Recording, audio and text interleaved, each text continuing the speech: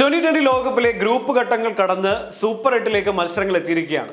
India, west Indies, Zimbabwe, ദക്ഷിണാഫ്രിക്ക, England, Sri Lanka, New Zealand, Pakistan എന്നീ ടീമുകളാണ് അടുത്ത ഘട്ടത്തിലേക്ക് ഇപ്പോൾ യോഗ്യത നേടിയിട്ടുള്ളത്. ഫെബ്രുവരി 21 മുതലാണ് സൂപ്പർ 8 മത്സരങ്ങൾ ആരംഭിക്കുന്നത്. ആദ്യത്തെ മത്സരത്തിൽ പാകിസ്ഥാനും ന്യൂസിലൻഡുമായാണ് ഏറ്റുമുട്ടുന്നത്.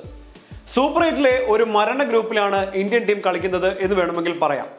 ഗ്രൂപ്പ് ചാമ്പ്യന്മാരായ സൗത്ത് ആഫ്രിക്കയും വെസ്റ്റ് ഇൻഡീസ് എന്നീ ടീമുകൾക്കൊപ്പം അട്ടിമറികൾക്ക് ഏറ്റവും കൂടുതൽ പേരുകേറ്റിട്ടുള്ള സിംബാബ്വെയാണ് ഇന്ത്യ നേരിടേണ്ടി വരുന്നത്. ഗ്രൂപ്പ് ഘട്ടത്തിലെ എല്ലാ മത്സരങ്ങളും വിജയിച്ചാണ് സൂര്യകുമാറും സംഘവും സൂപ്പർ 8 എത്തുന്നതെന്ന് പറയുമ്പോൾ ടീമിന്റെ ആത്മവിശ്വാസം അത്രത്തോളം വലുതാണ്. പക്ഷേ ചില പ്രശ്നങ്ങൾ ഇപ്പോഴും ടീമിനുണ്ട് എന്ന് പറയാതിരിക്കാൻ കഴിയില്ല.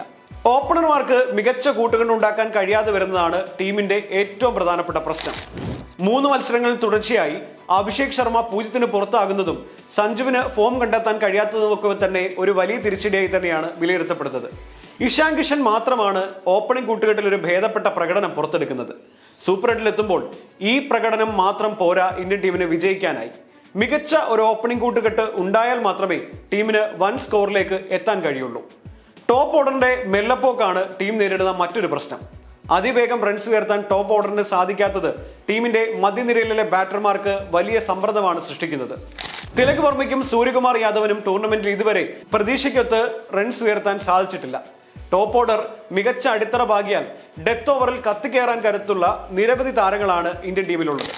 റിങ്കു സിംഗ്, ഹർദിക് പാണ്ഡെ, ശിവൻ ദുബെ എന്നിവർ സമ്മർദ്ദമില്ലാതെ ബാറ്റ് വീശിയാൽ ടീം സ്കോർ 200 കടക്കും എന്ന കാര്യത്തിൽ സംശയമേ വേണ്ട. ലോകകപ്പിന് മുമ്പ് പവർ പ്ലേയിൽ ആദ്യ 6 ഓവറിൽ 10-ന് മുകളിലായിരുന്നു ഇന്ത്യയുടെ റൺ റേറ്റ്. എന്നാൽ ലോകകപ്പിൽ എത്തിയപ്പോൾ ഈ റൺ റേറ്റ് 8-ലേക്ക് താഴെയായി മാറിയിട്ടുണ്ട്. ഇതിൽ മാറ്റം വന്നാൽ മാത്രമേ വൻ ടീമുകളോട് സമ്മർദ്ദം ഒഴിവാക്കി കളിക്കാൻ ഇന്ത്യൻ ടീമിന് കഴിയുകയുള്ളൂ. അതായത് ഓപ്പണർമാർ മികച്ച ഒരു തുടക്കം തരുന്നു, ഒപ്പം തന്നെ മധ്യനിരയിലെ ബാറ്റർമാരും അതനുസരിച്ചുള്ള ഒരു പ്രകടനമാണ് കാഴ്ചവെക്കുന്നതെങ്കിൽ വെടിക്കെട്ട് മത്സരങ്ങൾ തന്നെയാണ് സൂപ്പർ 8 നമുക്ക് കാണാൻ കഴിയുക എന്ന കാര്യത്തിൽ സംശയം വേണ്ട. ബൗളിംഗ് ഡിപ്പാർട്ട്മെന്റിൽ അധികം തലവേദന ഇന്ത്യൻ ടീമിന് നിലവിലില്ല എന്ന് വേണം പറയാൻ. ജസ്പ്രീത് ബൂംറയുടെ പഴയ ഫോമിലേക്ക് തിരിച്ചെത്തുന്നതും വരുൺ ചക്രവർത്തി ബാറ്റർമാരെ കുഴയ്ക്കുന്ന പന്തുകൾ എറിയുന്നതും ഒക്കെ തന്നെ ഇന്ത്യക്ക് അനുകൂലമാണ്. ഇനി വരാനിരിക്കുന്ന മത്സരങ്ങളെല്ലാം സ്പിന്നർമാർക്ക് അനുകൂലമായ പിച്ചുകളിലൂടെയാണ് നടക്കുന്നത്.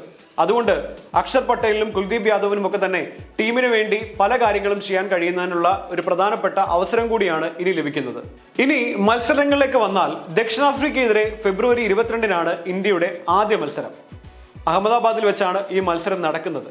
ഈ ടൂർണമെന്റിന്റെ ഏറ്റവും നിർണായകമായ ഒരു മത്സരം കൂടിയാണ് അതെന്ന് പറയേണ്ടി വരും. ഗ്രൂപ്പ് ചാമ്പ്യന്മാരായാണ് സൗത്ത് ആഫ്രിക്ക ഇത്തവണ ഇന്ത്യയെ നേരിടാൻ വേണ്ടി സൂപ്പർ 8 എത്തി നിൽക്കുന്നത്. ചെന്നൈയിൽ ഫെബ്രുവരി 26-നാണ് സിംബാബ്വെക്കെതിരായ രണ്ടാമത്തെ മത്സരം. ഈ ഒരു മത്സരത്തിന് ശേഷം ഗ്രൂപ്പ് 8 അവസാന മത്സരം മാർച്ച് 1-ന് വെസ്റ്റ് ഇൻഡീസിനെതിരെ കൊൽക്കത്തയിൽ വെച്ചാണ് നടക്കുന്നത്. ഈ മത്സരങ്ങളിൽ മികച്ച വിജയം നേടാൻ കഴിയുമെന്നാണ് ടീം ഇന്ത്യയുടെ ഇപ്പോഴത്തെ വിലയിരുത്തൽ. പക്ഷേ ഈ പ്രശ്നങ്ങൾ പരിഹരിച്ചില്ലെങ്കിൽ അത് ടീമിന് തലവേദനയായി മാറും എന്ന കാര്യത്തിലും സംശയം വേണ്ട.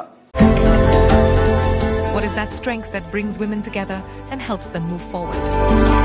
Self-help groups. Central Bank of India, under DAY NRLM, provides financial support to self-help groups and through sent Nari Shakti to their members.